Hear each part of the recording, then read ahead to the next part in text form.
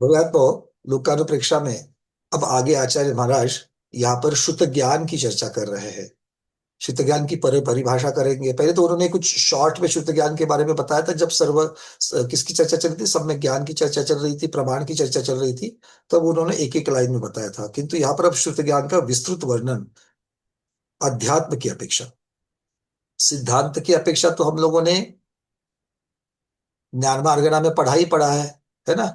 अक्षरात्मक ज्ञान, अनक्षरात्मक ज्ञान, पर्याय पर्याय समास आदि आदि 20 भेद देखे हैं। फिर 12 अंग, 11 अंग, 14 पूर्व की चर्चा करी, अंग बाह्य की चर्चा करी। तो ये तो हमने सब कुछ कहा देखा है घुमटसार जीवकान की ज्ञान मार्गणा में। ये सिद्धांत की अपेक्षा वर्णन हो गया। अब अध्यात्म की अपेक्षा से वर्णन आ रहा है। क्या है ये? आचार्य महाराज कह रहे हैं कि शुद्ध ज्ञान को परोक्ष ज्ञान कहा गया। वो परोक्ष ज्ञान क्यों कहा गया? उसके साथ में उसको संशय, विपर्यय और अनध्यवसाय, 3 चीजें हैं। बहुत महत्वपूर्ण चीज आ रही है। हमें संशय और विपर्यय, ये कहां पर हम लोग को पता चलता है? 5 प्रकार के मिथ्यात्व जो है, उनमें संशय मिथ्यात्व और विपर्यय मिथ्यात्व, इस प्रकार की चर्चा आती है। तो उसको मिटाने वाला अनध्यवसाय। अनध्यवसाय किसे कहते हैं, कौन बताएगा? अनध्यवसाय किसे कहते हैं? स्मिता दीदी। म्हणजे कुछ तो आहे. अनध्यवसाय म्हणजे काय तर पाहायला लागलं तर आपण म्हणतो कुछ तो आहे. कुछ तो है, ये अनध्यवसाय। अनिता दीदी पहाड़े। ठोस निर्णय होना. ठोस निर्णय होना अनध्यवसाय। और कोई? ठोस निर्णय नहीं होना. ठोस निर्णय नहीं होना, बहुत बढ़िया। हाँ. अध्यवसाय की चर्चा नहीं है, अनध्यवसाय की चर्चा है। अनध्यवसाय में है ठोस निर्णय नहीं होना, ये कह दिया। और स्मिता दीदी ने कह दिया कुछ तो है। चलिए, और सविता दीदी। वंदना भैया, जैसे कोई चीज हमें चुभ जाती है तो हमें लगता है कि कुछ तो हो गया, कुछ होगा, ऐसा करके अंधे से।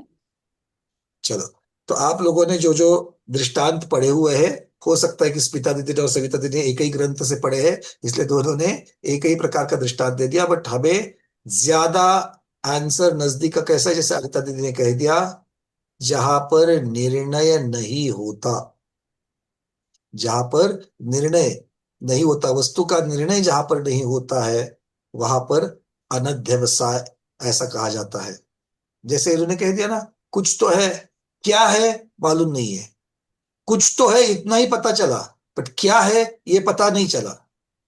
अनिर्णित, क्लैरिटी नहीं रहना, ठीक है, वो क्या कहलाता है? अनध्यवसाय कहलाता है। तो ये सारी चीजें जो है, इनको दूर करने वाला शुद्ध ज्ञान होता है। इनको दूर करने वाला शुद्ध ज्ञान होता है। नहीं, अरविंद जी, यहाँ पर अवग्रह तो मति ज्ञान वाली चर्चा है। अवग्रह मति ज्ञान की चर्चा है। मति ज्ञान में अवग्रह जो है वो अलग चीज है। और यहाँ पर एक कथन किया जा रहा है, इसको समझा जा रहा है। अब यहाँ पर स्व की अपेक्षा और पर की अपेक्षा। एक कथन ऐसा होता है कि हम अपने खुद को समझने के लिए कहते हैं, और दूसरा ऐसा होता है कि दूसरों को समझाने के लिए। अब जैसे दीदी ने बोल दिया, आपको कुछ चुभ गया, कुछ तो है इतना ही आपको, ये किसकी अपेक्षा है? स्व अर्थ की अपेक्षा है। किसकी अपेक्षा है? स्व अर्थ की अपेक्षा से है। मतलब कुछ तो है, आपका स्वयं का निर्णय नहीं हो रहा है, आपको पूर्ण क्लैरिटी नहीं आ रही है, कुछ तो है। जैसे मैं यहां से बता रहा हूं, मैं यहां से बता रहा हूं, आप उन शब्दों को सुन रहे कि नहीं सुन रहे हो? सुन रहे, मतलब मति ज्ञान पूरा है। मैं जिन अक्षरों को, मैं जिन शब्दों से यहां से बोल रहा हूं, वहां पर आपको पूरा मति ज्ञान की अपेक्षा से अवग्रह, यह अवाय धारणा, सारी चीजें हो रही है। किंतु उस चीज का अर्थ अब आगे चल करके मति ज्ञान से जाना हुआ जो ध्वनि है, जो अक्षर है, जो शब्द है, उसका अर्थ समझना है, उसको प्रोसेस करके मुझे शुद्ध ज्ञान के द्वारा समझना है। तो शुद्ध ज्ञान के द्वारा मैं उसका निर्णय कर रहा हूं क्या? तो शुद्ध ज्ञान के द्वारा अगर मुझे निर्णय करना है, तो किसके ऊपर हो जाएगा? इंफॉर्मेशन क्या चाहिए वहां पर? क्या मैंने इसको पहले जाना है? अगर मैं कहूं सौद्नी, ये शब्द है, तो जिसने सौद्नी पना क्या होता है, सौद्नी शब्द की परिभाषा, उसके बारे में जिसको ज्ञान है, वही सौद्नी अब अगली बार जब शब्द आएगा तो उसके बारे में वो जान पाएगा। हाँ या ना? अब जिसने सौद्नी पने के बारे में कभी कुछ नहीं जाना है, वो कान से शब्द तो सुन रहा है सौदनी, तो उसका मति ज्ञान पूरा हो गया, किंतु यहां से आगे उसका अर्थ समझ में आ रहा है क्या उसको? नहीं। तो ये अर्थ समझाने का जो काम है वो शुद्ध ज्ञान का है। तो शुद्ध ज्ञान क्या समझा सकता है? जो आपने पहले से जाना है, पढ़ा है, उसी को शुद्ध ज्ञान समझा सकता है, नहीं तो वो नहीं समझा सकता। बात समझ में आ रही है? इसलिए बहुत जगह पर हम लोग क्या कहते हैं, हमने आज्ञा सम्यक्त्व से ले लिया। मतलब क्या हुआ कि हमने आगम पढ़ा हुआ है, किंतु हमने उसका अभी तक अनुभूति नहीं करी है, हमने उसको ठीक से अभी तक समझा नहीं है, किंतु ऐसा केवली भगवान ने कहा करके मैंने मान लिया, मैंने श्रद्धान कर लिया, बस इतनी सी बात है। तो ये भी एक शुद्ध ज्ञान का स्वरूप है। और दूसरा शुद्ध ज्ञान का स्वरूप है, मैंने उसको अनुभूति की है, मैं समझ चुका हूं, इसका मैंने एक्सपीरियंस किया हुआ है, तो इसलिए वो शब्द वापस आते ही मैं उसका अर्थ लगा लेता हूं। बात समझ में आ रही है? हाँ, अब ये संशय शब्द है ना। हाँ, अरविंद जी कुछ कहना है, बोलिए। वंदना भैया जी, ये क्लियर हो गया आपका, लेकिन भी धारणा जो है इसमें भी अपन का पक्का नॉलेज हो जाता है, जो इसमें अर्धघटन नहीं होता, धारणा ऐसा जो है मतलब ना, समझ। धारणा सही भी हो हाँ। सकती है और गलत भी हो सकती है। यस। धारणा सही भी हो सकती है, गलत भी हो सकती है। अभी तक हमने मिथ्या वाली चर्चा नहीं करी, क्यों? मति ज्ञान की चर्चा है कि नहीं है? धारणा मति ज्ञान में आती है, और मति बराबर। ज्ञान को अगर मिथ्यात्व का संसर्ग हो जाए तो वो कुमति ज्ञान हो जाएगा, है ना? ठीक है। मतलब मिथ्या धारणा कुमति ज्ञान के अंतर्गत आ जाएगी। और कुश्रुत, गलत अर्थ लगाना, और गलत अर्थ को गलत ही कहना, गलत तरीके से खुद समझना और गलत तरीके से दूसरे को समझाना, ये कुश्रुत हो जाएगा। Okay okay. इसमें तो अब पॉसिबिलिटी, इसमें तो एक ही दूसरे को भी पॉसिबिलिटी है। गलत कैसे समझाएंगे? अगर मान लो कोई कह रहा है, अब मैंने ऐसा अर्थ कर लिया, आगम के कुछ विधान का अर्थ मैंने कुछ कर लिया, वो अर्थ मैंने गलत कर लिया है, और मैंने उसको ऐसा ही समझ करके श्रद्धान करके चल रहा हूं, तो गलत के ऊपर मैंने श्रद्धान किया, तो मैं तो मिथ्या दृष्टि हो गया, मतलब स्व की अपेक्षा से तो मैंने उसको मिथ्या ग्रहण कर लिया। अब वही चीज मैं दूसरे को एक्सप्लेन कर रहा हूं, अरे ऐसा नहीं, ऐसा होता है, ऐसा बिल्कुल मैंने पढ़ा हुआ है, ये ऐसा होता है, मुझे पक्का मालूम है। तो आपने दूसरे को भी क्या समझाया? गलत ही समझाया। तो ये गलत जो समझाया वो क्या कहलाएंगे? वो कुश्रुत हो जाएगा। ठीक है? तो इस प्रकार से ये हमको समझना है। चलिए, और कोई? तो आचार्य महाराज, आप यहाँ पर मैं और एक चीज आपको समझाना चाहता हूं। धवला जी, पुस्तक एक की अपेक्षा से ताजा ताजा ग्रहण किया है, संबंध में आगे करके आपको इमीडिएट डिलीवर कर देता हूं। आप सबको अनुभय कथन सबको पता है ना? अनुभय कथन, अनुभय कथन किस किस का होता है? अनुभय कथन के स्वामी कौन कौन है? हाँ, दीपा दीदी बोलो, आपने हैंड प्रेस किया है। अनम्यूट है, बोलिए। 1 से 4 इंद्रिय के जीव अनक्षरात्मक है। 1 से 4 इंद्रिय वाले जीव अनक्षरी। हमने अनुभय की चर्चा करी है, तो अनक्षरी कहेंगे क्या अनुभय कहेंगे? अनुभय सत्य भी नहीं है और असत्य भी नहीं। सत्य भी नहीं अनुभय और असत्य भी नहीं, वो अनुभय है। और वो फिर किसमें 1 से 4 इंद्रिया? नहीं, केवल ज्ञानी की भी नहीं, पहले एक से अनुभव। चार का तो निर्णय करो, केवली के पास बाद में पहुंचेंगे। पहले 1 से 4 को कर लो। एक से चार एक इंद्रिय जीव की कौन सी भाषा होती है? वचन नहीं रहता उसको। वचन नहीं रहता है, मतलब 2 इंद्रिय से शुरू हो जाएगा, है ना? जहां से रसना इंद्रिय शुरू होगा वहां से होगा। तो 2 इंद्रिय, 3 इंद्रिय, 4 इंद्रिय, असंगी पंचेंद्रिय, इनकी तो नियम से अनुभय ही रहेगी। और संगी पंचेंद्रिय की, उनकी तो चारों प्रकार की होगी, सत्य भी हो सकती है, असत्य भी हो सकती है, सत्य असत्य भी हो सकती है, और जो ना सत्य है ना असत्य है। और संगी पंचेंद्रिय में फिर आगे बढ़कर के, जैसे अभी दीदी ने बोला, केवली भगवान की कौन सी होगी? सत्य और अनुभय ही अनुभव होगी। अब बात ये आती है, अनुभय में ना सत्य है ना असत्य है। अनुभव में अभी क्या कह दिया? ना सत्य है ना असत्य है। तो क्या केवली भगवान की वाणी सत्य नहीं है? सत्य है। तो फिर आपने अनुभव में क्यों रख दिया? हाँ, अनक्षरात्मक रहती है। ऐसा कोई नियम नहीं है अनक्षरात्मक है। जब जब तक वो देखो अनक्षरात्मक, आप सब लोग इस चीज को अब हमको जानना है कि भगवान की ध्वनि अनक्षरात्मक होती है ऐसा एकांत आगम में नहीं है। अनक्षरात्मक क्यों कह दिया? क्योंकि वो ध्वन्यात्मक है। ध्वनि निकलती है ना, ओमकार रूप ध्वनि निकलती है। और जब ध्वनि होती है तो ध्वन्यात्मक में, ध्वनि में मुख्यता से अनक्षरता होती है। जैसे आप लोग चींटी हो, या वो कोई हाथी की आवाज हो चिंघाड़ने की, शेर के दहाड़ने की आवाज हो, बकरी के मिमियाने की आवाज हो, ये सारी आवाजें क्या, ये एक प्रकार की ध्वनि है ना, ये ध्वनि है। तो ये ध्वनि में अक्षर नहीं है। और ध्वनि, भगवान की जो वाणी है वो ओमकार रूप ध्वन्यात्मक होने की वजह से उसको अनक्षरी कह दिया। किंतु उसमें बीज पद होते कि नहीं होते हैं?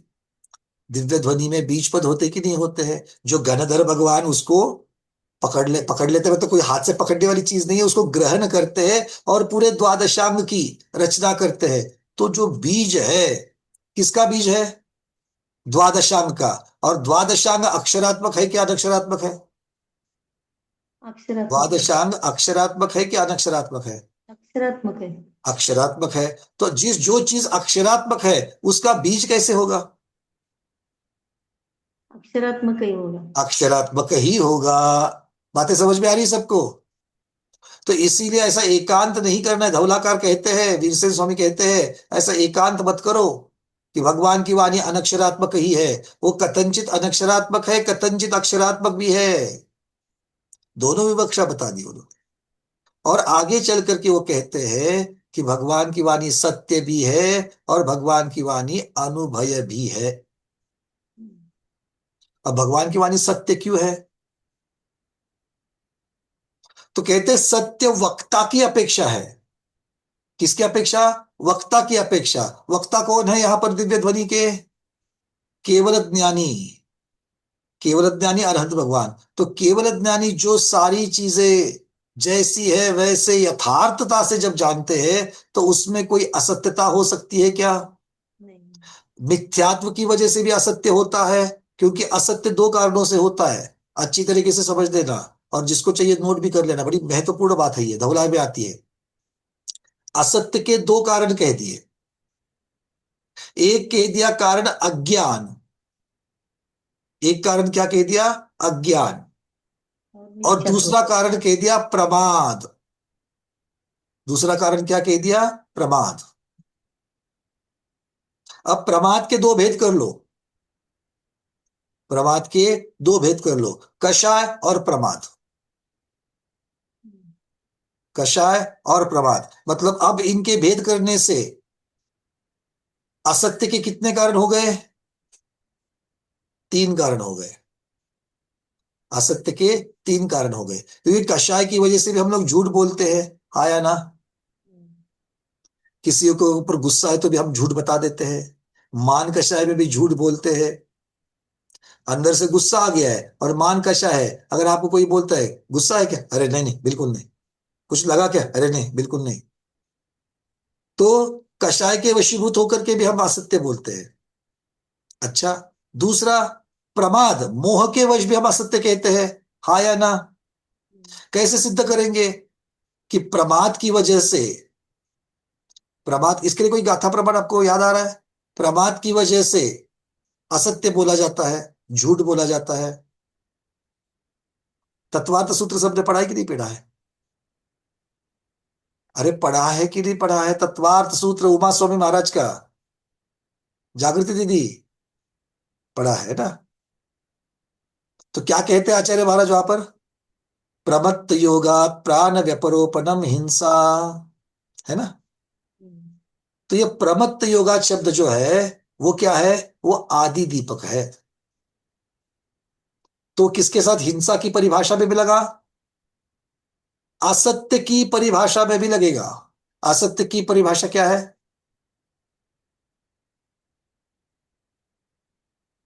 जो सत्य नहीं वो असत्य। अरे नहीं, उमा स्वामी महाराज के भाषा में तो बोलो। किसी को आ रहा है क्या? तत्वार्थ सूत्र खोलो जरा।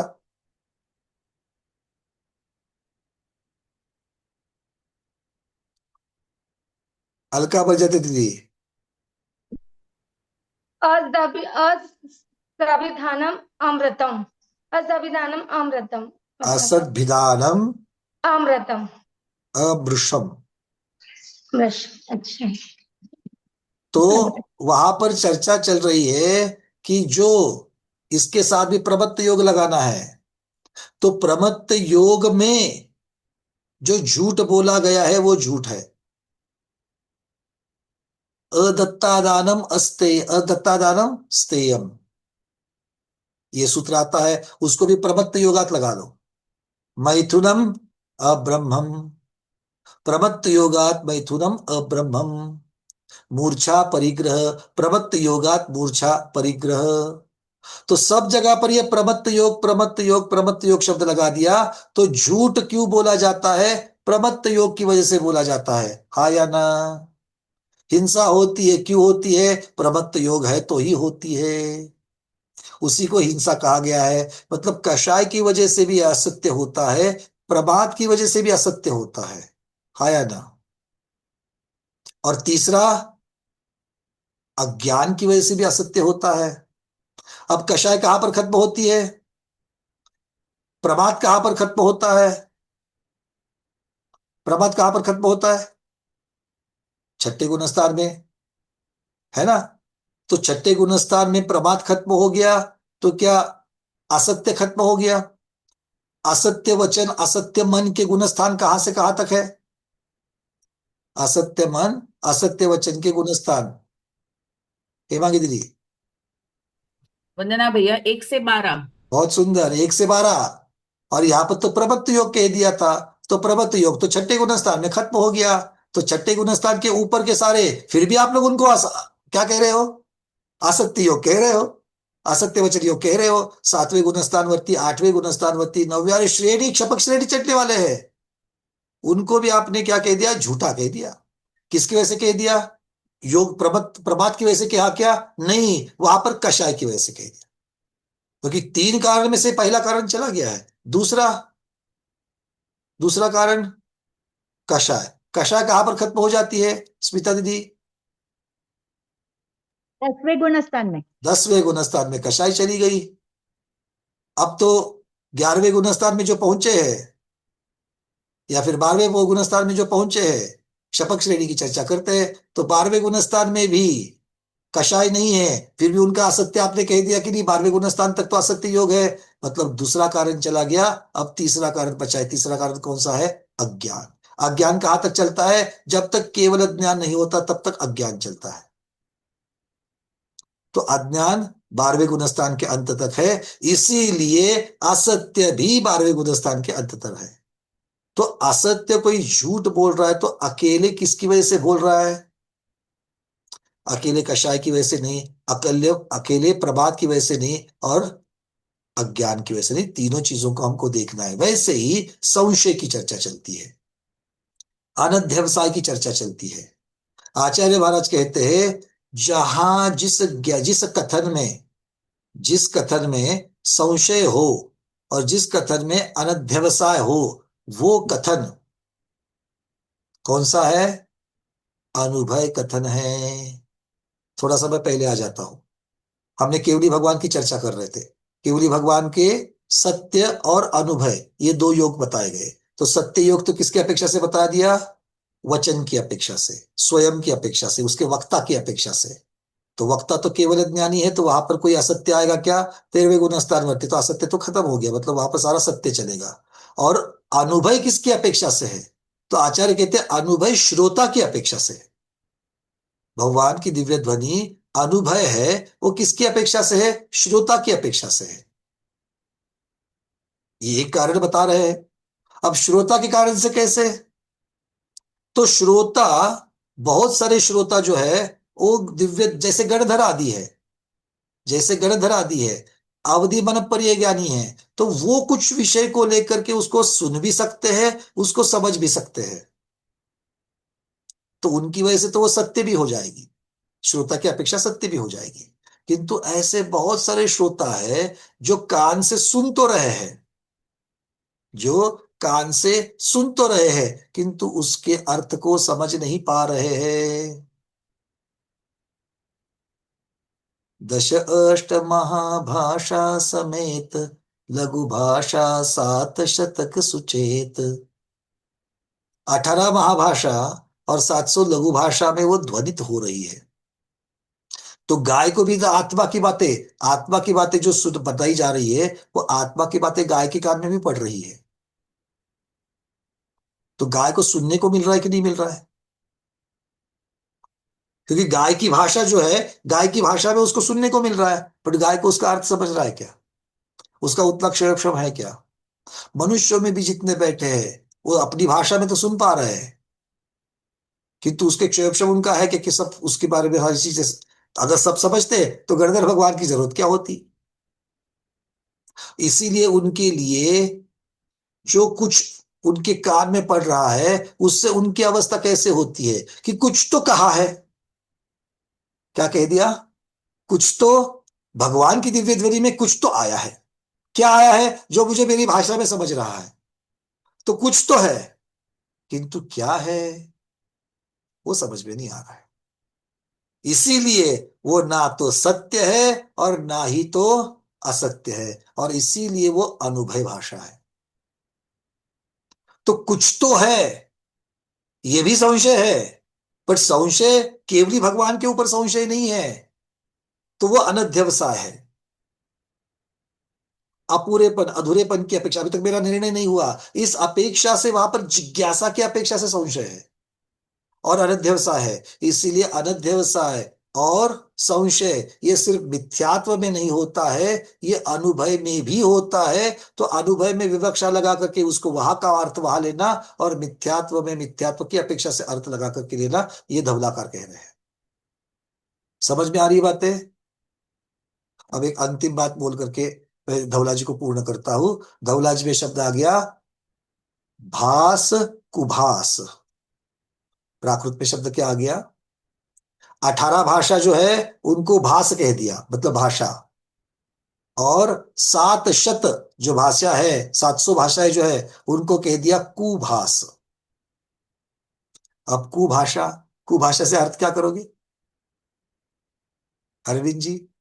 अगर ऐसे ही कोई अगर मिल जाए बोलेगी ये कुभाषा है, तो आप क्या बोलोगे? कुभाषा मतलब गलत भाषा, मिथ्या भाषा, ऐसा है ना? कुनय, कुभोग भूमि, इस सब में कु शब्द का अर्थ क्या लगाते हो आप लोग? खराब, है ना? खराब की अपेक्षा से लगाते हो। और कुभाषा में कु शब्द का अर्थ, कु अक्षर का अर्थ क्या है? आचार्य कहते हैं वो अर्थ नहीं है, वहां पर अर्थ होता है ईशत, छोटी, लघु। तो कहीं पर अगर आपको कु शब्द आए, और इसको कैसे समझाया उन्होंने? उन्होंने अ अक्षर से समझाया। जहां पर अ शब्द के पहले अ लगता है, अविनाश, अविनाश में अ शब्द का अर्थ क्या होता है? जिसका विनाश नहीं होता वो अविनाश। मतलब अ निषेध रूप में अ लग रहा है, निषेध रूप में अ लग रहा है, किंतु अ हमेशा निषेध रूप में नहीं लगता है। तो कभी कभी उसकी डिग्री बढ़ा देता है, अप्रतिम, प्रतिम और अ लग दिया। ऐसे बहुत सारे शब्द आपको आएंगे जहां पर निषेध रूप है और नहीं निषेध रूप है। कहीं पर वो निषेध रूप में आता है, कहीं पर वो बिना निषेध के भी अ शब्द लग जाता है। ठीक है? तो ऐसे ही कु शब्द को भी समझना। कु में वो हर बार एकांत नहीं बनाना कि कु का मतलब मिथ्या या गलत, ऐसा नहीं होता है। कु का अर्थ ईशत भी होता है, इस प्रकार से कह दीजिए। नहीं, अगुणित जो है वो अगुणित भी वहां पर निषेध कर रहा है, गुणित का निषेध कर रहा है, अद्वितीय में द्वितीय का निषेध कर रहा है। तो अ के ऐसे शब्द आपको ढूंढने हैं, होमवर्क ले लीजिएगा। गति पद्धति ऐसा कोई शब्द दिख रहा है आपको अ का? नहीं, मैं ये कर रही थी, कषाय में कषाय अकषाय, 9 कषाय है उधर। बहुत तो बढ़िया। कषाय और अकषाय, अकषाय में अ शब्द का अर्थ निषेध है क्या? बहुत सुंदर। अकषाय में छोटी कषाय, अकषत क्या है? ईशत, छोटी कषाय। तो वहां पर अ बड़ी शब्द का कषाय, अर्थ छोटी पे आ गया। ठीक है? तो इस प्रकार से हम लोग अ के दोनों रूप देखते हैं, वैसे ही यहाँ पर कु का भी दोनों रूप देखते हैं। चलिए, बहुत बढ़िया। हेमा दीदी ने असंख्यात का भी संख्यात का निषेध कर रहा है, वो जो संख्यात नहीं वो असंख्यात, इस प्रकार से वहां पर भी निषेध रूप में आ रहा है। ठीक है, कोई बात नहीं, बातें इतनी समझ में आ रही है आपको, क्लियर हो रहा है। तो मुख्यतः से हम कहाँ से कहाँ चर्चा में कहाँ से कहाँ तक पहुंच गए? भाई शुद्ध ज्ञान की चर्चा चल रही है, वहां से हम धौलाजी में पहुंच गए। ठीक है, कोई बात नहीं। तो अब हमको समझना है कि हम बात कर रहे थे संशय और अनध्यवसाय। तो संशय को दूर करने वाला, अनध्यवसाय को दूर करने वाला, विपर्यय को दूर करने वाला, ये तीनों भी यहाँ पर मिथ्या की अपेक्षा से, अधूरेपन की अपेक्षा से लिए हैं, और ये परोक्ष ज्ञान है। इन सब की चर्चा यहाँ पर हो रही है। कहाँ पर? गाथा क्रमांक 262 पे। सब लोग अपने हैंड रेज निकाल देना, आपके प्रश्नों को भी मैं बाद में लूंगा। 262 नंबर की गाथा पढ़ लेते हैं। सौवंपि अनेयंतम परोक्षरूपेण जंपया सेदि तम सुयनानं भन्नदि संशय बहुधि परिचित्तम। जम संवम पी अनेयंतम, जो ज्ञान सब वस्तुओं को, जम संवम, संवम मतलब कौन? सर्वस्तुय, सर्वस्तुय के क्या है? अनेयंतम, अनेकांत रूप से। कौन? परोक्ष रूपेण, परोक्ष रूप से। पया से अर्थात प्रकाशित करता है, बताता है, कथन करता है। जो ज्ञान सर्व वस्तुओं को अनेकांत और परोक्ष रूप से प्रकाशित करता है, जानता है, कहता है, कथन करता है, और जो संशय अर्थात संशय, बहुधि परिचित्तम, संशय, विपर्यय और अनध्यवसाय से रहित है, वो कौन है? तम सुयनानम भन्नति, उसे शुद्ध ज्ञान कहते हैं, ऐसा सिद्धांत में कथन है। शुद्ध ज्ञान की परिभाषा लिख लो। शुद्ध ज्ञान, जो ज्ञान, अब तक हमने शुद्ध ज्ञान की परिभाषा क्या करते थे अब तक?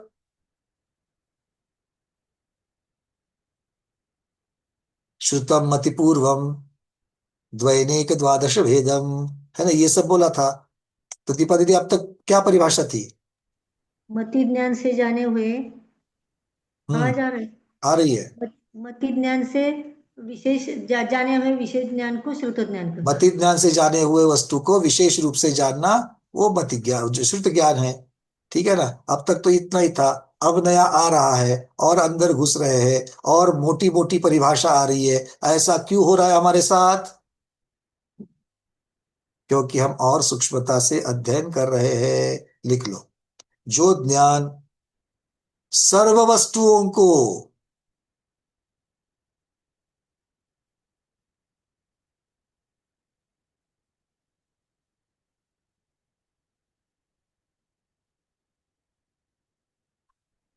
अनेकांत स्वरूप सहित,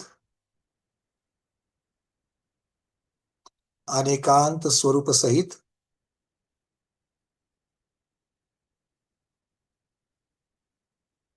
तथा परोक्ष रूप से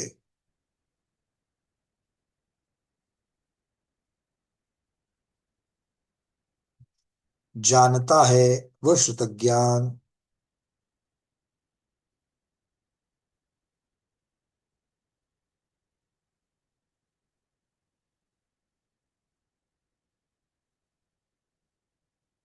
अब आगे क्या कह रहे हैं? गुरु के उपदेश पूर्वक, अब आगे लिख लो, श्रुत ज्ञान गुरु के उपदेश पूर्वक ही जाना जाता है।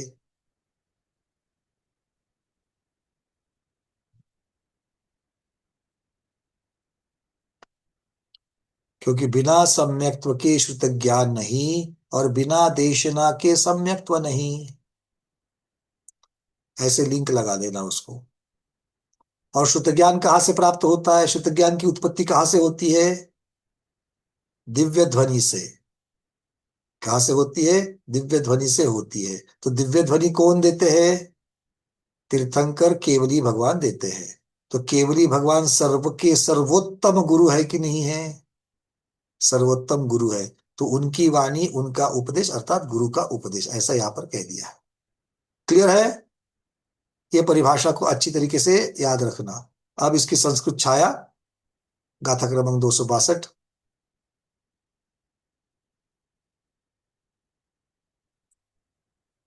सर्वम अपि अनेकांतम परोक्ष रूपेण यत् प्रकाशयति तत् श्रुत ज्ञानम भन्यते संशय प्रभृतिभिः परित्यक्तम। सर्वम अपि अनेकांतम, जो सर्व वस्तु को जानता है और अनेकांत रूप से जानता है, परोक्ष रूप से जानता है, प्रकाशते मतलब जानता है, तत् वो शुद्ध ज्ञान है। तत् शुद्ध ज्ञानम भन्यते, उसे शुद्ध ज्ञान कहते हैं। और शुद्ध ज्ञान का कार्य क्या है? संशय प्रवृत्ति भी परित्यक्तम, संशय को परित्यक्त करना मतलब दूर करना। और उसका क्या कह दिया? प्रभुति। प्रभुति मतलब संशय और उसका सारा परिवार। कौन परिवार है उसका? संशय आदि मान्यवर, ऐसा कह दिया प्रभुति। संशय आदि मान्यवर मतलब क्या कहते हैं? संशय, अनध्यवसाय, विपर्य, ये सब प्रभुतियां है। इन प्रभुति को दूर करता है, परित्यक्त करता है।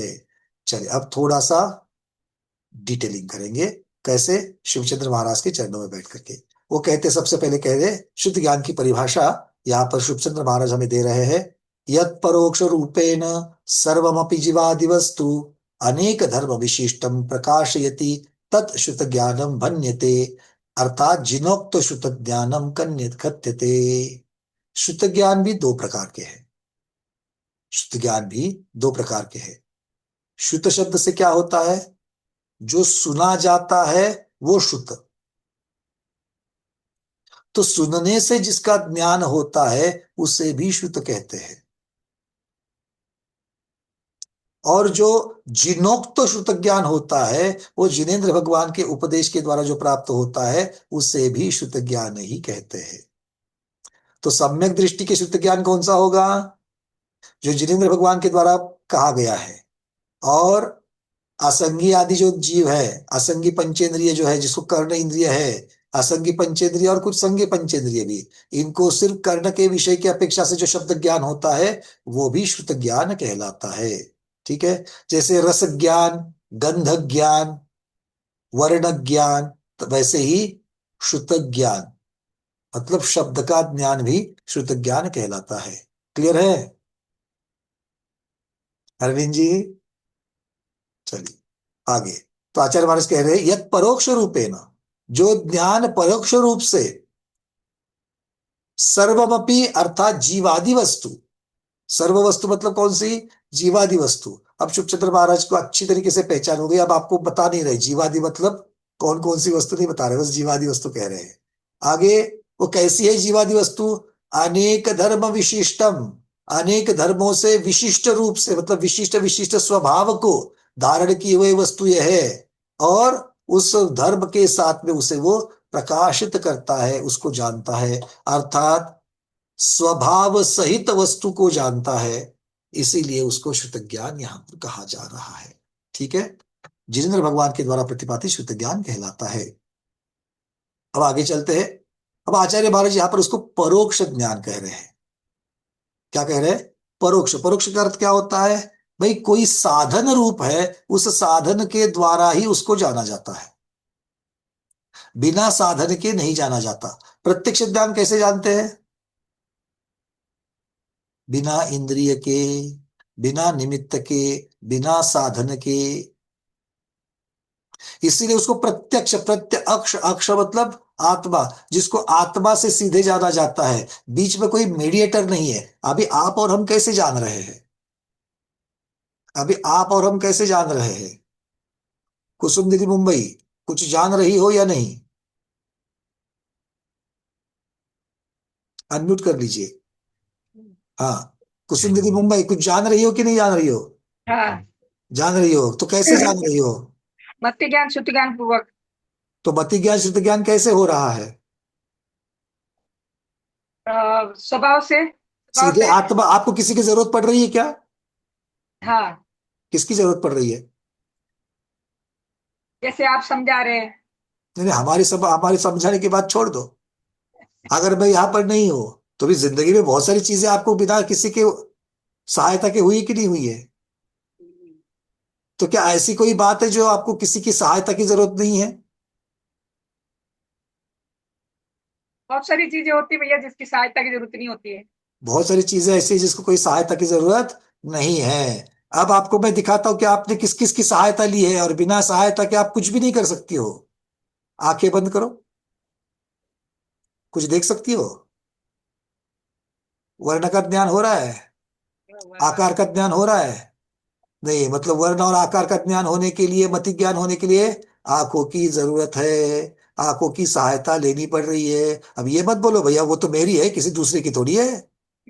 वो आपकी भी नहीं है। अगर आपकी है तो आपके साथ में अगले भव में चली जाएगी। लेकर के जाने वाली हो क्या? पूछ लो एक बार, साथ में आएगी क्या? मेरी चक्षु मेरे साथ में आएगी क्या? नहीं आएगी। नहीं आएगी। तो हमारी है क्या वो? नहीं है। वो शरीर वाली है, शरीर की है। इसका मतलब मैंने उसकी सहायता ले ली। अब बताओ, इंद्रियों की सहायता लेनी पड़ती कि नहीं पड़ती है? लेनी पड़ती है भैया। और मन की? मन की भी लेनी पड़ती मन की भी लेनी पड़ती है। अकेले इंद्रिय से कुछ नहीं होता, क्योंकि सौज्ञ जीव मन पूर्वक ही जानता है। सौज्ञ जीव मन पूर्वक ही जानता है। तो आचार्य कह रहे हैं हमें यहाँ पर मन और इंद्रिय, इनकी सहायता लेनी पड़ती है। अगर इनकी सहायता लेनी पड़ती है, इसीलिए वो परोक्ष है। जहां पर सहायता की जरूरत पड़ती है, साधनों की जरूरत पड़ती है, निमित्त की जरूरत पड़ती है, वो ज्ञान परोक्ष ज्ञान है। और इसीलिए मति ज्ञान और शुद्ध ज्ञान क्या है? परोक्ष है। अब मति ज्ञान में तो भैया इंद्रिय से हुआ था, मन से हुआ, ठीक है। शुद्ध ज्ञान कैसे होता है? शुद्ध ज्ञान कैसे होता है? शुद्ध ज्ञान में किसकी सहायता है अलका दीदी? शुद्ध ज्ञान में भी इंद्रिय और मन की सहायता से शुद्ध ज्ञान होता है, वो भी इंद्रियों परोक्ष की ज्ञान क्या, होता है। इंद्रियों की क्या आवश्यकता है शुद्ध ज्ञान में? मैंने उस किसी चीज का गंध नहीं लिया, किसी चीज का टेस्ट नहीं किया, किसी को स्पर्श नहीं किया, आंखें बंद है, कान मैंने पूरे के पूरे बंद करके रखे हुए हैं, तो भी मैं शुद्ध को जान रहा हूं, महावीर भगवान को जान रहा हूं। महावीर भगवान अहिंसक थे, ये जान रहा हूं। हाँ या ना? क्योंकि वो मति पूर्वक होता है शुद्ध ज्ञान, तो मति ज्ञान इंद्रिय और मन की सहायता होता है, इससे होता है, इसीलिए शुद्ध ज्ञान को भी तो मति यही ज्ञान तो कहा हो जाता है गया, कि मति ज्ञान तो हो गया। तो श्रुत ज्ञान की जो चर्चा करेंगे, तो मैंने मेरी सारी पांचों इंद्रियां भी अगर मैंने बंद करके रख दी, तो भी मुझे श्रुत ज्ञान हो रहा है। हो रहा है कि नहीं हो रहा है? मन कैसे की हो रहा है? सहायता, मन की श्रुतम, सहायता से। श्रुतम, मति पूर्वम द्वान। वो हो गया। और एक सूत्र है तत्वार सूत्र में, श्रुतम अनिंद्रियस्य। श्रुत का विषय किसका विषय है? अनिंद्रिय अनिंद्रिय का विषय मन का है, विषय। मन का विषय है। मतलब श्रुत ज्ञान मन की सहायता से होता है। अगर अभी मैंने कहा कि पांचों इंद्रियां मैंने बंद करके रखी है, तो भी महावीर भगवान अहिंसक है, ये रीना दीदी पहले देखा सुना। तो वो जो है, वो पहले देखा सुना हुआ है, वो मेरी धारणा में है। धारणा में है मतलब मेरे मन में चला गया, और उस स्मृति के द्वारा ही मैं चिंतन कर रहा हूं। तो मतलब मन, बिना मन के। और इसीलिए मन वाले जीव को ही जिनवानी वाला शुद्ध ज्ञान होता है, बिना मन वाले जीव को नहीं होता। तो आचार्य महाराज यहां पर कह रहे हैं कि ये परोक्ष क्यों है? क्योंकि हमको मन की सहायता से वो होता है, इसीलिए शुद्ध ज्ञान। यहां पर मति ज्ञान की चर्चा नहीं, अकेले शुद्ध ज्ञान की चर्चा है। तो शुद्ध ज्ञान कैसा है? शुद्ध ज्ञान मन के निमित्त से होता है, ये पहले उसकी परोक्षता। दूसरी परोक्षता, आप मन से कौन सा शुद्ध ज्ञान का चिंतन कर सकते हो? जिसको उपदेश आपने पहले प्राप्त किया है उसको, है कि नहीं है? या तो गुरुओं के द्वारा साक्षात प्रवचन में आपको मिला है, या फिर जिनवानी के पढ़ने से। अर्थात जिनवानी भी किसका उपदेश है? किसी ना किसी तो आचार्यों का उपदेश है। और आचार्यों के पास कहां से आ गया? गंगोत्री कौन है? केवली भगवान, गणधर भगवान।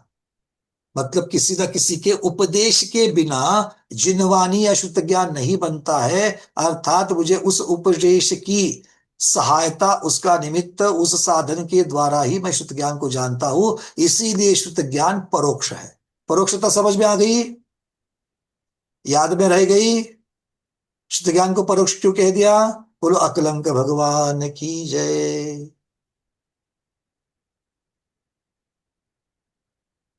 श्रुत ज्ञान को परोक्ष क्यों कहा? मनो मनो जैसे अगर लिखेंगे नहीं तो 2 दिन के बाद याद आएगा क्या?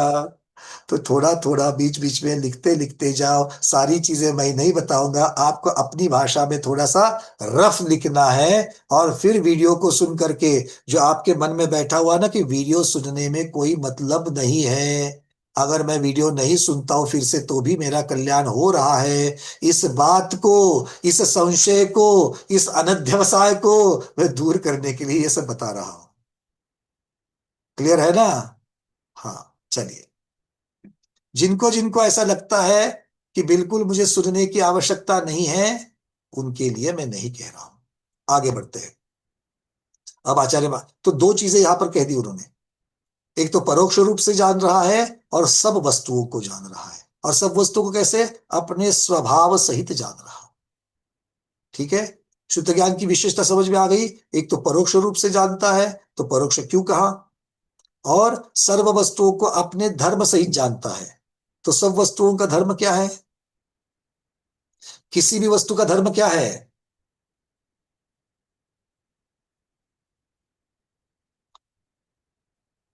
किसी भी वस्तु का धर्म क्या है? धर्म के 2 भेद कर दो। जिस विवक्षा से वर्णन चल रहा है उसका धर्म के 2 भेद कर दो। अनेकांत धर्म और एकांत धर्म। अनेकांत धर्म और एकांत धर्म।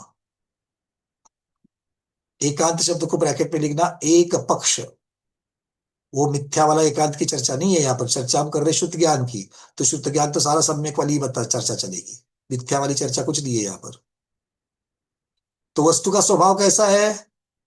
हम वस्तु के स्वभाव की चर्चा कर रही है, वस्तु के जानने वाले के स्वभाव की चर्चा नहीं कर रहे। वस्तु को जानने वाला सम्यक दृष्टि मिथ्या दृष्टि हो सकता है, किंतु वस्तु स्वयं में सम्यक या मिथ्या होती है क्या?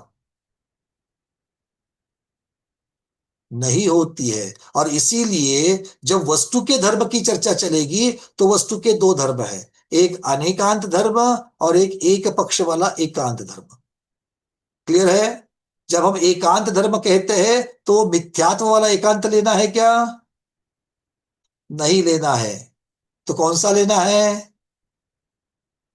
अनेकांत धर्म कौन बताता है? प्रमाण बताता है। और एक धर्म का आधार लेकर के कौन कथन करता है? राजेश जी, एक धर्म का आधार लेकर के कौन वो कथन करता है? नय नय करता है। बहुत सुंदर। तो लिख लीजिए वहां पर, अनेकांत धर्म प्रमाण और एक पक्ष धर्म नय। क्लियर है? चलिए। और ये दोनों भी शुद्ध ज्ञान के द्वारा जाने जा सकते हैं। अब आगे क्या कहते हैं?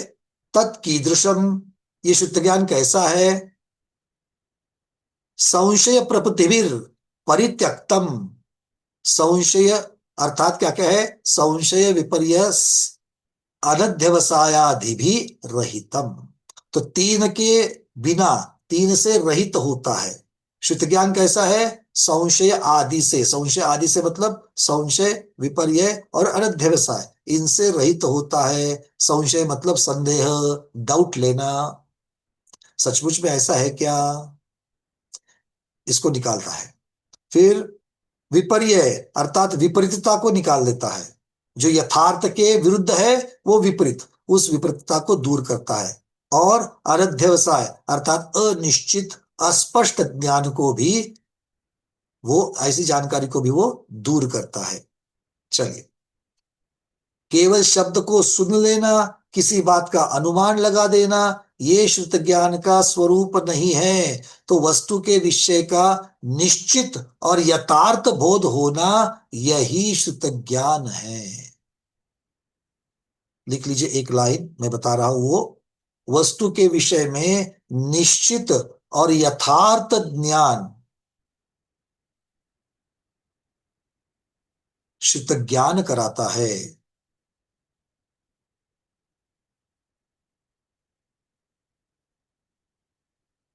अब शंकाकार पूछ रहा है, भगवान आप संशय संशय संशय कह रहे, संशय की परिभाषा करो, संशय को तो बताओ तो सही, संशय होता कैसे है?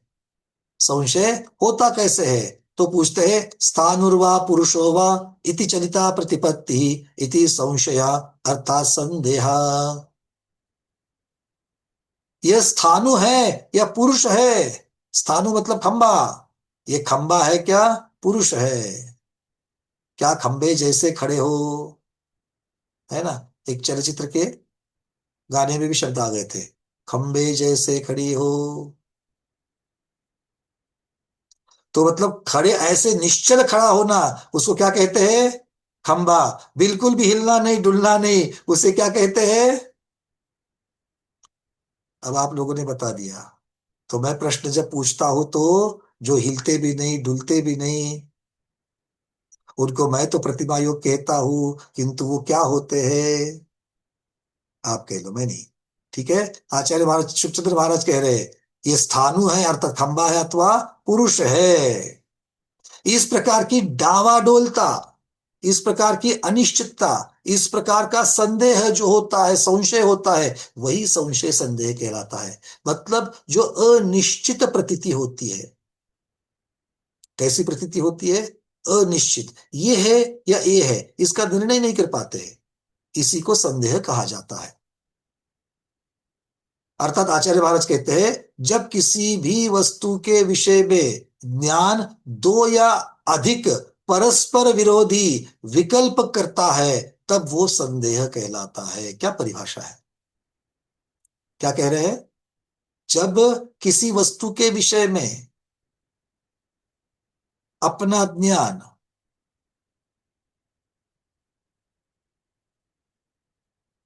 दो या अधिक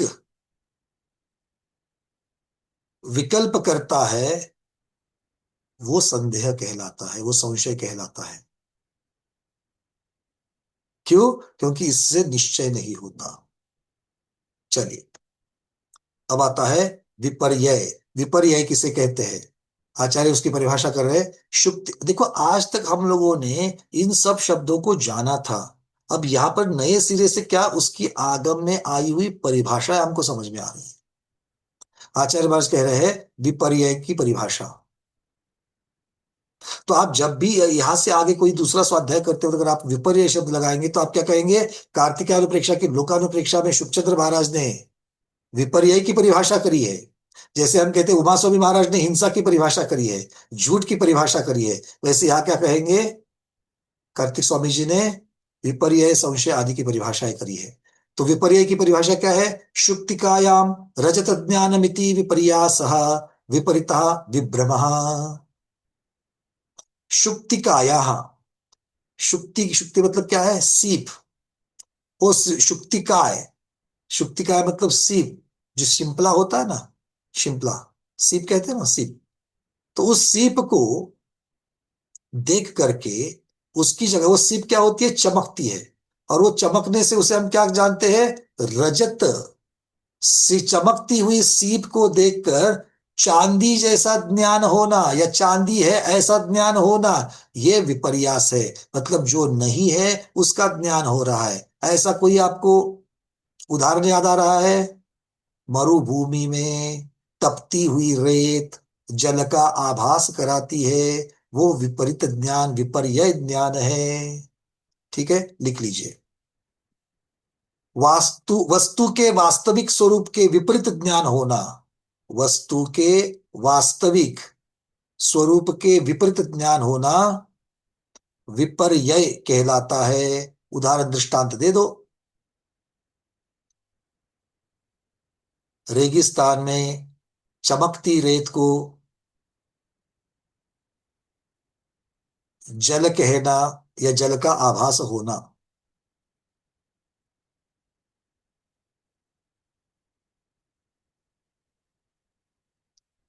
अब यहां पर आचार्य भगवान एक प्रश्न उठा रहे, शंकाकार प्रश्न उठा रहा है। वो बोलते संशय था और अब विपर्यय है, तो दोनों में फर्क क्या हो गया? मुझे तो दोनों से एक जैसे ही लग रहे। शंकाकार क्या कह रहा है? संशय और विपर्यय मेरे को एक जैसे लग रहे हैं, दोनों में फर्क क्या है? अब यह प्रश्न किसको पूछा गया? आपको पूछा गया है, तो उत्तर दे दो। संशय और विपर्यय, ये दो अलग अलग शब्द कर दिए, तो ये दोनों में कुछ ना कुछ तो फर्क होना चाहिए। चलिए, बहुत बढ़िया, शोभना दीदी बताइए। वंदना जी, संशय में ये है क्या ये है ऐसा निर्णय होता नहीं, और विपर्य में तो निर्णय कर दिया, सिर्फ बहुत सुंदर, और समझ लिया। बहुत सुंदर। संशय में निर्णय नहीं है, अनिश्चितता है। और विपर्यय में निर्णय तो है, किंतु विपरीत है। तो एक में निर्णय नहीं है, दूसरे में निर्णय है किंतु विपरीत है। फर्क समझ में आ गया? संशय और विपर्यय, इस प्रकार से इनको अलग अलग कर देना। बहुत सुंदर। अब चलते आगे। अब अनध्यवसाय का रूप बता रहे हैं, अनध्यवसाय की परिभाषा। गच्छतः पुंसः तृणस्पर्शस्य स्पर्शो वा श्रृंखला वा इति ज्ञानम अध्यवसायः मोहः। चलते हुए मनुष्य के, गच्छता, गच्छता मतलब चलते हुए, गमन करते हुए मनुष्य के पैर में, पुंसा मतलब मनुष्य के, किसका स्पर्श हो गया? चलते हुए मनुष्य को किसका स्पर्श हो गया? तो बोले तृण स्पर्श से, किसी घास आदि का स्पर्श हो गया। अब चलते चलते हो गया, उसका ध्यान नहीं था। तो ऐसा होने पर उसको किस चीज का ज्ञान होगा? बोले ये सर्प है या श्रृंखला मतलब रस्सी। मुझे किसका स्पर्श हो गया? रस्सी का स्पर्श हो गया या सांप का स्पर्श हो गया। इस प्रकार का वहां पर अस्पष्टता है, वहां पर अस्पष्टता है। और इसीलिए आचार्य महाराज उसको क्या कह रहे हैं?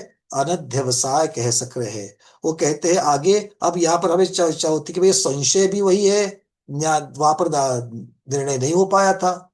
संशय में ये खंबा है क्या पुरुष है, निर्णय नहीं हो पा रहा था। और यहां पर सांप है क्या रस्सी है, इसका भी निर्णय नहीं हो रहा है। सांप है क्या, तो दोनों में क्या फर्क हो गया? दोनों में क्या फर्क हो गया है? अब यहां पर कहते हैं, जब किसी वस्तु का इतना स्पष्ट ज्ञान ना हो कि उसके विषय में कोई निश्चित निर्णय किया जा सके, और केवल एक अस्पष्ट सा बोध उत्पन्न हो, उसे अनध्यवसाय कहते हैं। संदेह में, संशय में ज्ञान पूरा हो रहा है, ज्ञान पूरा हो रहा है, मुझे पूरा का पूरा वस्तु दिख रही है, पर मेरे अज्ञान के कारण मैं उसका निर्णय नहीं कर पा रहा हूं कि ये खंबा है क्या पुरुष है। बात समझ में आ रही है? वहां पर निर्णय क्यों नहीं कर, वहां पर पूरा का पूरा वस्तु का ज्ञान हो रहा है तो भी मैं निर्णय नहीं कर पा रहा हूं, और यहां पर वस्तु का ज्ञान पूरा नहीं हुआ है, अस्पष्ट हुआ है, इसलिए मैं निर्णय नहीं कर रहा हूं। ये मुख्यतः से अनध्यवसाय और संशय में फर्क है। बात समझ में आ गई?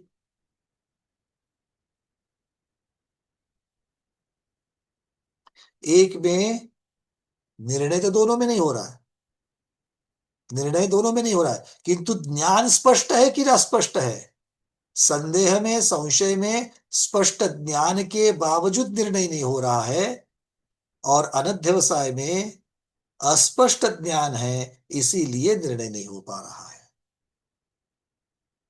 क्लियर है? लिख लीजिए पहले अनध्यवसाय के बारे में। जब वस्तु का अस्पष्ट ज्ञान हो, जिसकी वजह से कोई निश्चित निर्णय नहीं होता,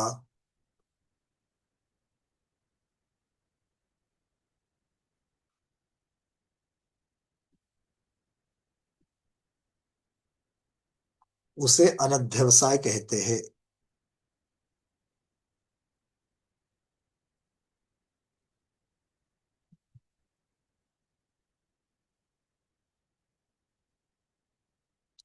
संशय में, नीचे लिख देना, संशय में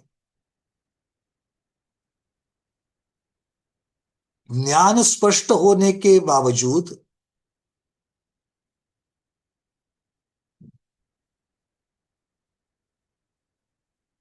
निर्णय नहीं होता।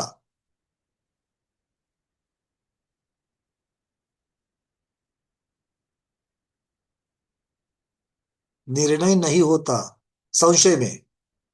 संशय में वस्तु का ज्ञान पूर्ण होने के बावजूद निर्णय नहीं होता, इसलिए वहां पर उभयता बन जाती है। इसलिए वहां पर उभयता बन जाती है, मतलब शायद ये पुरुष है, शायद ये खंबा है, शायद ये पुरुष है, शायद ये खंबा है, तो दोनों का होना मतलब उभयता। ये है, ये है इसलिए उभयता। ठीक है, तो उसमें उभयता बन गई। और अनध्यवसाय के बारे में क्या लिखेंगे? किंतु अनध्यवसाय में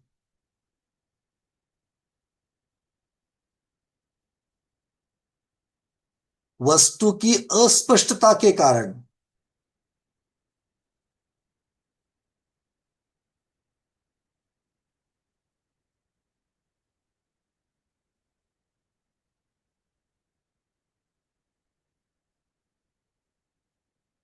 यह वही है, यह वही है, उसको अवतरण चिन्ह में डाल देना, यह वही है ऐसा अभिप्राय नहीं बनता। यह वही है ऐसा अभिप्राय नहीं बनता।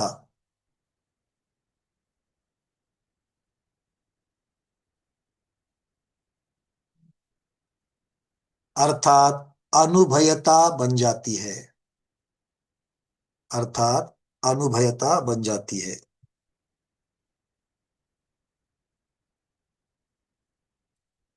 न ये है न वो है, और पहले में ये भी है या ये वो भी है, तो वहां पर उभयता है, यहां पर अनुभयता है। ठीक है, चलिए, तो इसकी अपेक्षा से ये दोनों में फर्क कर देना। अब आकर आचार्य भाष कहते हैं इत्यादि भी विवर्जितम शुद्ध ज्ञानम, इन सब से विवर्जित, इन सब से मतलब संशय, विपर्य और अनध्यवसाय, इनसे रहित, इनसे विवर्जित कौन होता है? शुद्ध ज्ञान होता है। तो शुद्ध ज्ञान में संशय भी नहीं। अब यहां पर एक लिख लो, शुद्ध ज्ञान ऊपर लिख लेना और 3 कॉलम कर लेना।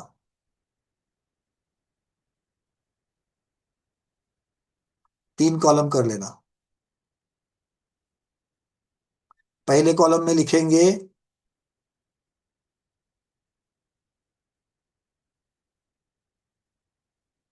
ज्ञान का प्रकार,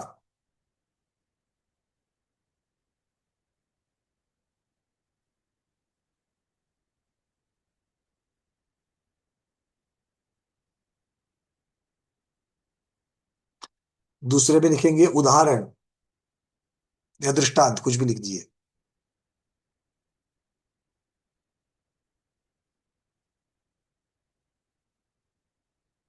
और तीसरे में लिखेंगे लक्षण।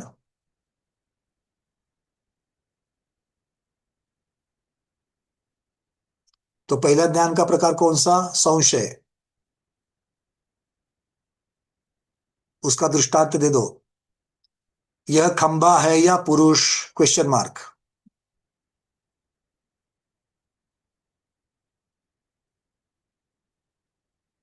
यह खंबा है या पुरुष?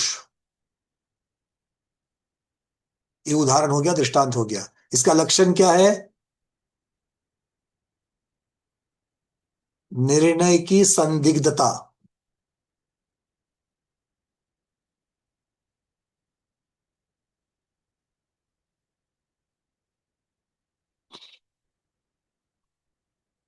दूसरा ज्ञान का प्रकार विपर्य।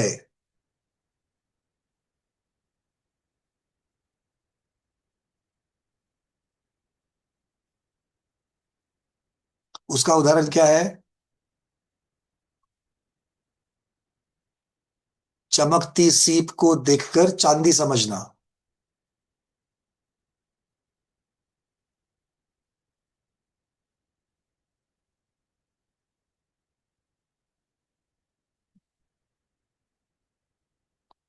इसका लक्षण क्या होगा? विपरीत निर्णय, विपरीत निर्णय।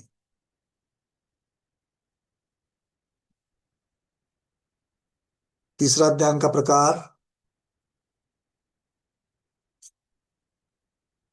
अनध्यवसाय।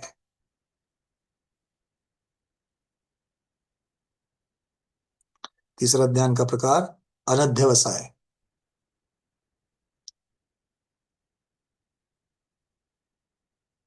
अब इसका दृष्टांत लिखो।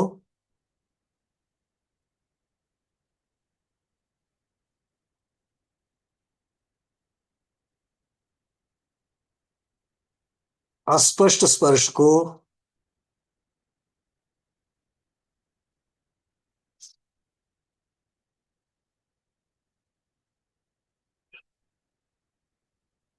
सांप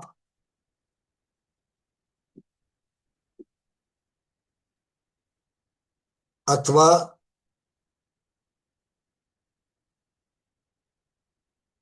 रस्सी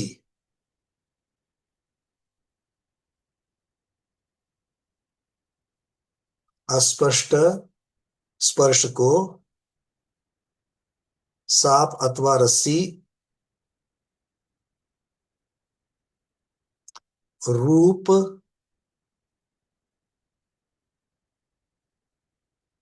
अस्पष्ट बोध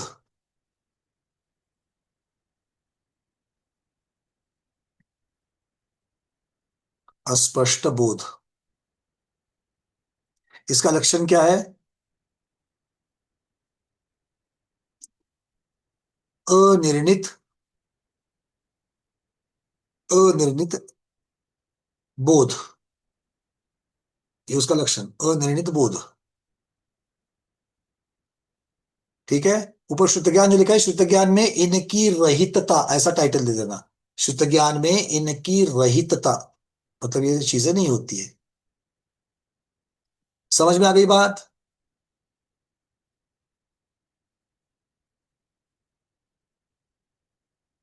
विपरीत समझने के लिए बड़ा इजी है, किंतु संशय और अनध्यवसाय, इन दोनों के बीच की सूक्ष्मता को समझना है। अनध्यवसाय में अनुभयता बनती है, संशय में उभयता बनती है। ये एकांत नहीं है, ये प्रधानता की अपेक्षा से वर्णन है, इसको भी समझ लेना। कभी कभी संशय की वजह से अनुभयता भी बनती है, सम्यक्त्व की अपेक्षा जब देखा जाए। चलिए, अब आगे आचार्य महाराज कह रहे हैं, तथा चोक्तम श्री समंत भद्रई। और इस विषय में आचार्य समंत भद्र महाराज भी कह रहे हैं। क्या कह रहे हैं? स्याद्वाद केवल ज्ञाने सर्व वस्तु प्रकाशने भेदा साक्षात साक्षाश्च ह्यवस्तवन्यतम भवेत। आचार्य समंत भद्र महाराज कहते हैं, स्याद्वाद और केवल ज्ञान क्या है? दोनों ही सर्व वस्तु प्रकाशने, समस्त वस्तुओं को प्रकाशित करने वाले हैं। कौन कौन? स्याद्वाद और केवल ज्ञान। किंतु उनमें अंतर क्या है? भेद, इनमें भेद कितना है, अंतर क्या है? एक में वस्तु का ज्ञान साक्षात होता है, किसमें? केवल ज्ञान में। और दूसरे में असाक्षात, अन्यथा इनमें कोई वस्तुगत भेद नहीं है। स्याद्वाद आप कब लगाते हो? स्याद्वाद शब्द का अर्थ क्या करेंगे? स्याद्वाद इस शब्द का अर्थ क्या करेंगे?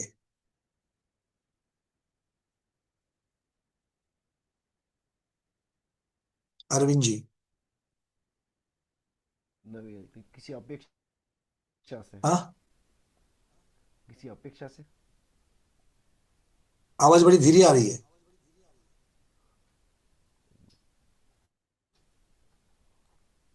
किसी अपेक्षा से। आवाज बड़ी धीमी आ रही है। सुनीता दीदी बोलो तब तक। कथनचित। स्याद्वाद मतलब कथनचित, और ऐसा भी ऐसा भी नहीं। थोड़ा सा समझे जैसी बात। पुष्पा दीदी, किसी आपने अपेक्षा सही कह दिया, बिल्कुल। बात करने की शैली। बात करने की शैली नहीं है, बात करने की कौन सी शैली, वो महत्वपूर्ण है। विजया पाले दीदी,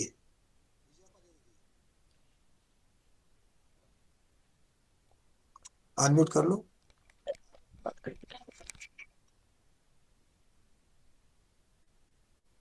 नहीं हो रहा है तब तक और किसी को बोल देते हैं। हाँ बोलिए।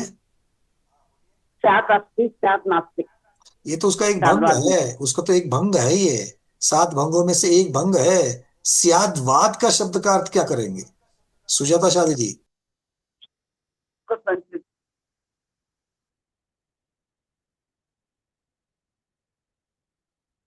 उनका अनम्यूट नहीं हो रहा, तो अर्पणा मेहता दीदी। हम्म, अर्पणा दीदी आपका अनम्यूट हो चुका है, बोलिए। स्पष्ट रूप से। स्पष्ट रूप से, डॉक्टर मैना दीदी। अनेक धर्मों से कहना अलग अलग। अनेक धर्म को तो अनेकांत हो गया, स्याद्वाद का अर्थ क्या करें? अनेक स्याद्वाद, स्यात मतलब स्यात और वाद मतलब कथन। तो आपने बता दिया, तो स्याद का अर्थ क्या करेंगे? अनेकांत। सुनंदा पाटिल दीदी। अनेकांत धर्माला शाद्वाद म्हणजे कथन करण्याची शैली म्हणजे शाद्वाद. अनेकांत धर्माला कथन करने की शैली, बहुत अच्छा। चलो और कोई? स्यादवाद में एक शब्द आना चाहिए, आप लोगों ने बता रहे हैं बस थोड़ा सा। रूबी दीदी। वरना भैया जी, स्यादवाद मतलब कि हम सब समग्र रूप से मतलब चीजों को हम ले रहे, सबको मतलब शामिल कर रहे उसके अंदर ना, सबके कथन को मान रहे। ऐसा कहेंगे तो मिथ्या वालों को भी मानना पड़ेगा, वो कभी नहीं होगा। चलो, स्यादवाद का अर्थ होता है, सुरेश जी कह रहे हैं किसी अपेक्षा से कथन। जी बहुत बढ़िया। एक अपेक्षित कथन, विवक्षित कथन कहा जाता है, उसे स्याद कहते हैं। स्याद का अर्थ होता है विवक्षा। स्याद का अर्थ क्या होता है? विवक्षा। तो किसी विवक्षा से किया गया हुआ वाद अर्थात कथन, मतलब स्यादवाद। तो स्यादवाद में चर्चा किसकी होगी? किस विवक्षा से आप कथन कर रहे हो, इसकी विवक्षा वहां पर है। और केवल ज्ञान में किसका है? जो साक्षात है वैसे। स्पष्ट। तो केवल ज्ञान में साक्षात वर्णन होता है और स्यादवाद में विवक्षित कथन होता है। ये दोनों के अंतर भेद है, ऐसा समंतभद्र महाराज ने कहा दिया है। तो केवल ज्ञान जो है वो साक्षात प्रत्यक्ष रूप से जानता है, और श्रुत ज्ञान, स्यादवाद मतलब कौन है? श्रुत ज्ञान है। श्रुत ज्ञान कैसे जानता है? विवक्षा से जानता है, असाक्षात अर्थात परोक्ष रूप से जानता है। ऐसे आचार्य महाराज यहाँ पर कह रहे हैं भेद विषय की व्यापकता में नहीं है, विषय वही है, किंतु उसकी ज्ञान की प्रत्यक्षता और ज्ञान की परोक्षता, इसकी अपेक्षा से दोनों में भेद है। और एक परोक्ष है, इसलिए कथनचित करके वचन को लेकर के कहता है, और दूसरा साक्षात कथन करता है। ठीक है, अपने अपने माइक्स को बंद कर देना। चलिए, अब यहां से आगे, वैसे अपना समय आज पूरा हो गया, देखते थे दया आप जो नई गाथा है उसको लेना है कि नहीं लेना। अगली गाथा में 263 नंबर की गाथा में आचार्य भगवान किस चीज का वर्णन करने वाले हैं? वो कहते हैं अत लोक व्यवहारस्य नयात्मकम दर्शयति। अर्थात ग्रंथकार अभी जो है, कार्तिक स्वामी जो है, वो लोक व्यवहार के नय स्वरूप को बताते हैं। नय के द्वारा लोक में व्यवहार कैसे चलता है, इसकी चर्चा आने वाले 263 नंबर की गाथा में हो रहा है। ठीक है, चलिए गाथा क्रमांक 263। सब लोग अपने हैंडल्स हटा देना। लोयानाम व्यवहारम धम्म विवक्षाइजोपसाहेदि सुयनानस्य वियप्पो सोविनवो लिंग संभूदो। बड़ी गहन चर्चा आने वाली है। ये लिंग संभूदो शब्द जो है ना, बड़ी गहन चर्चा कराने वाला है। और इसमें हम लोग जो थोड़ा न्याय शास्त्र को भी लेकर के आ रहे हैं, तो आप लोगों के स्वाध्याय में थोड़ा थोड़ा न्याय शास्त्र का भी स्वाध्याय हो रहा है। अच्छा लग रहा है ना? तो जानने पर अच्छा लगेगा ना कि ये न्याय शास्त्र का भी हमारा अध्ययन हो रहा है। क्या कह रहे हैं आचार्य महाराज यहाँ पर? देखो, जो लोयानम व्यवहारम, जो लोक व्यवहार को धम्म विवक्षाई पसाहेदी, वस्तु के विवक्षित अर्थात एक धर्म की विवक्षा से सिद्ध करता है। जो लोक व्यवहार को वस्तु के एक धर्म की विवक्षा से सिद्ध करता है, अर्थात वस्तु के एक धर्म को आधार बना करके कथन करता है या जानता है, वो क्या है? सुयनानस्य वियप्पो, वो शुद्ध ज्ञान का विकल्प है। वो क्या है? शुद्ध ज्ञान का विकल्प है। लिंग संभूदो, लिंग से उत्पन्न हुआ है। और सो भी नवो, अर्थात उसी को नय कहते हैं। तो नय में क्या क्या कह दिया? नए लोक व्यवहार में वस्तु के एक धर्म को विवक्षा करते हुए वो लक्ष्य करके उसका कथन करता है। वो शुद्ध ज्ञान का एक विकल्प है, अर्थात शुद्ध ज्ञान का भेद है, और वो लिंग से उत्पन्न हुआ है। नए के बारे में आचार्य महाराज तीन चीजें कह रहे हैं, है ना। आप लोग पहले सुन के, अरे नए की तो चर्चा हो चुकी थी, अब वापस क्या बताने वाले हैं नए। एक बार बोल दिया व्यवहार नए, निश्चय नए, एक बार द्रव्यार्थिक नए, पर्यायार्थिक नए, एक बार द्रव्य नए के सात भेद हो गए। अलग अलग तरीके से आपने बताया, भेद रूप अभेद रूप, किसको जानता है, नित्यता को जानता है, अनित्यता को जानता है। फिर से कहा नए को लेकर के आ गए, अब नए के बारे में नई चीज बता रहे हैं। नए क्यों, किस आधार से नए को बता रहे हैं? शुद्ध ज्ञान के आधार से नए को बता रहे हैं।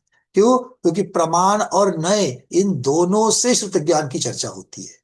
शुद्ध ज्ञान में हमको प्रमाण भी है और शुद्ध ज्ञान में नए भी है। प्रमाण के पांच भेद होते कि नहीं होते? प्रमाण के पांच भेद होते कि नहीं होते? हेमा दीदी आएंगे हम लोग वहां तक। प्रमाण के पांच भेद होते कि नहीं होते? एक केवल ज्ञान, वो कैसा है? निर्विकल्प है। और सविकल्प प्रमाण के भेद कौन से हैं? मति ज्ञान, शुद्ध ज्ञान, अवधि ज्ञान, मनःपर्यय ज्ञान, ये हमने पढ़ करके आ गए। मतलब उसी प्रमाण के, सविकल्प प्रमाण का एक भेद शुद्ध ज्ञान है, मतलब शुद्ध ज्ञान में प्रमाण होता है। और शुद्ध ज्ञान में नए भी होता है कि नहीं होता है? होता है, तो उसी की चर्चा कर रहे हैं। तो शुद्ध ज्ञान के आधार से जब हम नए को जानेंगे तो नए शुद्ध ज्ञान का एक अंग है। वो वस्तु के एक धर्म का कथन करने वाला है, और वो लिंग से उत्पन्न हुआ है। लिंग अर्थात चिन्ह, लक्षण। अब इसको किस प्रकार से लेना है, थोड़ा सा आगे चलते हैं, शुरुआत कर लेते हैं इसकी विवक्षा को। 263 नंबर की गाथा, उसकी छाया। लोकानां व्यवहारं धर्म विवक्षया यह प्रसादयति, शुद्ध ज्ञानस्य विकल्पः सह अपि नया लिंग संभूतः।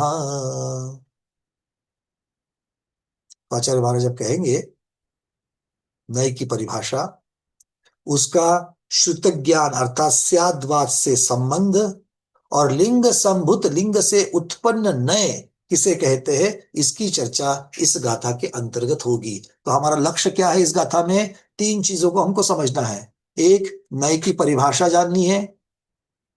दूसरा, नए को शुद्ध ज्ञान के संबंध से अर्थात स्याद्वाद के संबंध से समझना है। और तीसरा, वो लिंग से उत्पन्न है, चिन्ह से उत्पन्न होता है, लक्षण वाला होता है, इस चीज को भी हमको समझना है। पहला वाक्य जो है बहुत बड़ा टीका का वाक्य है, तो पहले हम उसको कह लेते हैं। शिवचंद्र महाराज इसकी टीका कर रहे हैं।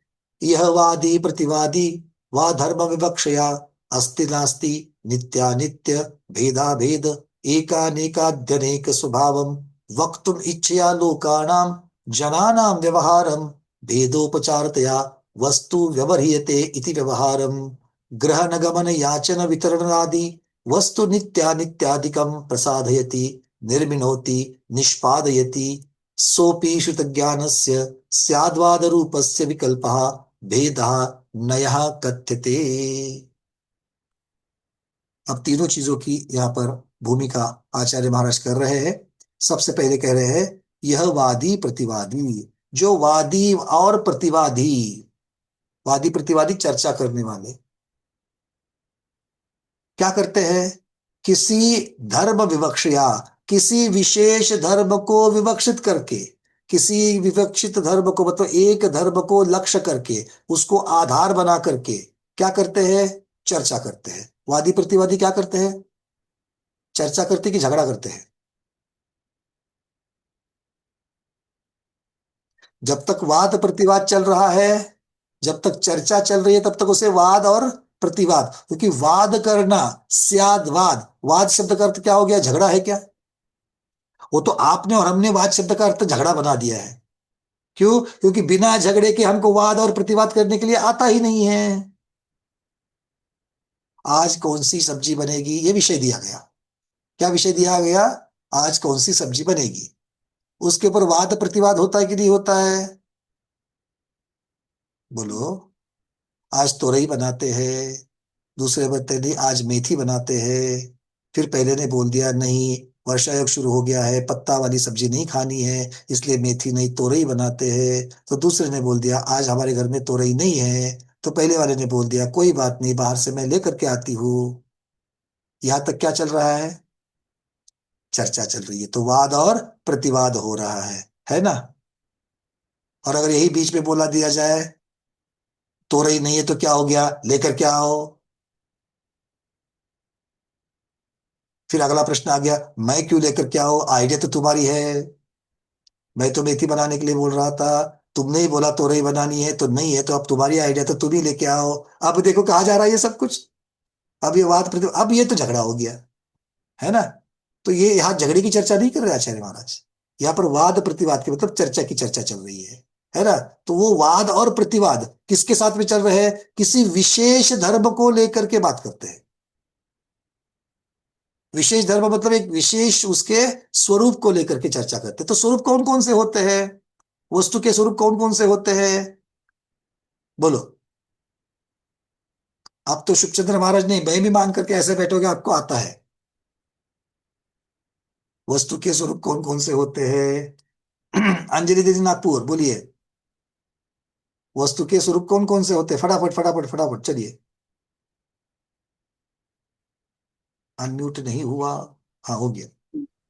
वंदना, वस्तु के स्वरूप दोनों रूप से होते हैं, एक अनेकांत धर्म के रूप से और एक एकांत रूप के धर्म से। बहुत बढ़िया, अब उसका दृष्टांत दीजिए, बहुत सही दृष्टांत दीजिए। एकांत कहे तो एक ही विवक्षा से कह सकते हैं कि मुझे उसका स्पष्टीकरण नहीं, उसके दृष्टांत चाहिए, उसके उदाहरण चाहिए। अनेकांत धर्म का उदाहरण दे दो। जीव द्रव्य ही है, या फिर मनुष्य गति। स्वरूप की चर्चा, वस्तु के स्वरूप की चर्चा, वस्तु के स्वरूप की चर्चा। जागृति दीदी, जैसे राम पिता भी है, पति भी है, पिता की दृष्टि से पुत्र भी है, वो ये दृष्टांत हो गए, ये दृष्टांत हो गए। मुझे वस्तु के स्वरूप के नाम चाहिए, वस्तु के स्वरूप के नाम बताइए।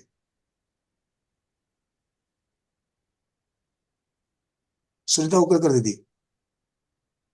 वस्तु अस्थि स्वरूप भी है, नास्ति स्वरूप भी है, नित्य भी है, अनित्य भी है, भिन्न भी है, अभिन्न भी है, एक भी है, अनेक भी है। और ये सारे क्या कहलाते हैं? ये वस्तु के धर्म, वस्तु के स्वरूप। एक बार बोलो हाँ, अब भूलोगे तो नहीं, बोलो हाँ। नहीं।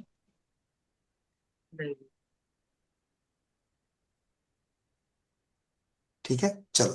तो ये अनेक धर्म का कथन, अर्थात वस्तु अनेक धर्मात्मक है, इसीलिए अनेकांत है। एक धर्म की चर्चा तो नए में करेंगे, किंतु यहां पर क्या कह रहे हैं? वादी प्रतिवादी किसी विशेष धर्म की विवक्षा करके उसको आधार बना करके, मतलब इन सभी में से अस्ति नास्ति, नित्य अनित्य, भेद अभेद, चेतन अचेतन, एक अनेक, इन सब में से एक को लेकर के उसकी चर्चा कर रहे हैं। ठीक है, अब इस चर्चा को कल आगे बढ़ाएंगे, कल, आज नहीं, क्योंकि आचार्य गुरु विराजमान हो चुके हैं। आज के स्वाध्याय को गुरुओं के श्री चरणों में बारंबार नमोस्तु वंदना इच्छा करते हुए यही पर समापन करते हैं। जैनम जयतु शासनम, जैनम जयतु शासनम, जैनम जयतु शासनम।